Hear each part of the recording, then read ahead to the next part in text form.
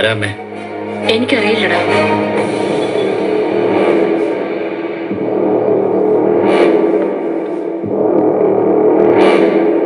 ചേട്ടാ, ഒരു ചായ ഏലക്കായിട്ട് എടുത്തോ.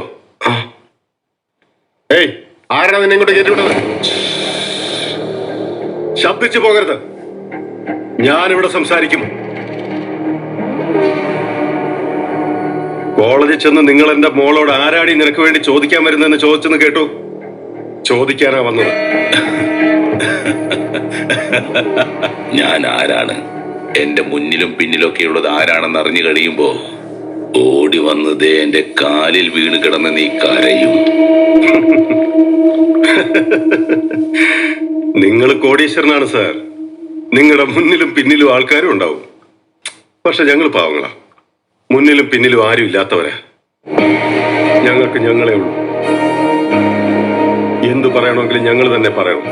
എന്ത് ചെയ്യണമെങ്കിലും ഞങ്ങൾ തന്നെ ചെയ്യണം. എന്നെ കുറിച്ച് ഇവിടെ അധികം ആർക്കും അറിയാത്തൊരു കാര്യം ഞാനിപ്പോ നിങ്ങളോട് പറയാം.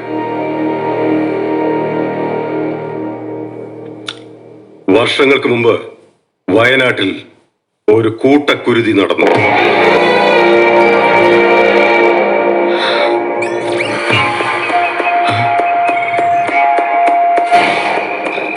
അതിനെക്കുറിച്ച് കേട്ടറിഞ്ഞവൻ പറഞ്ഞാൽ അത് കഥ, നേരിട്ട് കണ്ടവൻ പറഞ്ഞാൽ അത് ചരിത്രം.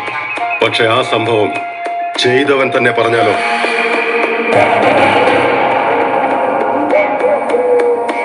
ജീവിതത്തിൽ ഇതുവരെ അനുഭവിക്കാത്ത വികാരമായിരിക്കും.